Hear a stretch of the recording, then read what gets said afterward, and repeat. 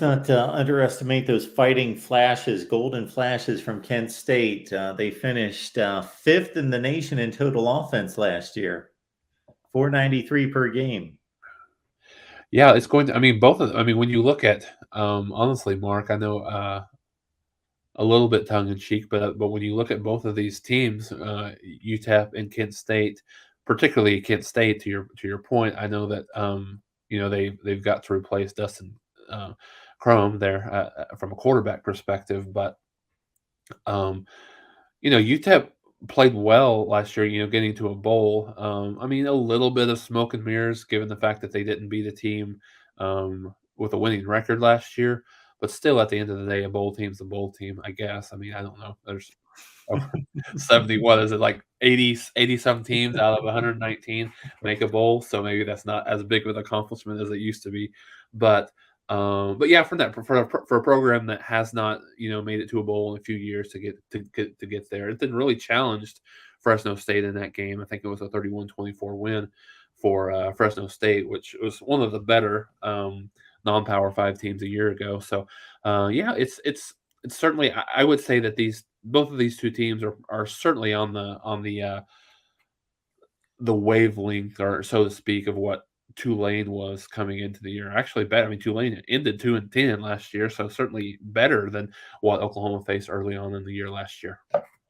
Yeah, Tulane was coming off a string of 7-6 seasons, going to bowl games, and we thought they were going to be that type of team, a decent group of 5 team, and then they really crashed and burned after the OU game. I'm looking at Kent State scores, and again, Jason alluded to the quarterback loss of Dustin Crum, maybe some other personnel and production losses off the offense, but there is a noticeable difference between what Kent State produced against the MAC and other group of 5, when they typically were in the 40s in points scored, and then Texas A&M 10 points, Iowa 7, Maryland, not a world beater by any stretch, especially defensively, 16.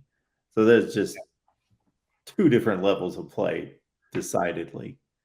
Yeah, oh, absolutely. And like I said, I think those are two good teams to get your feet wet, so to speak, when you've got, I mean, on both sides of the ball, but particularly on the defensive side of the ball, where you've got, I mean, let's be honest, like Kent State and UTEP should not pose a significant threat defensively for Oklahoma. I think Oklahoma should be able to score as about as many as they want in both of those games. But defensively, it's just a good opportunity to get your feet wet, and just make sure that your assignment sound, and understand where you're supposed to be, and these types of things. Not having a lot of different busts and those things. So I think the schedule works out incredibly well for Oklahoma, not just early on, but I think throughout the year. When you look at some of the better teams in the Big 12, you got the top 3 teams, or top 4 teams, including Oklahoma, and you've got Texas obviously and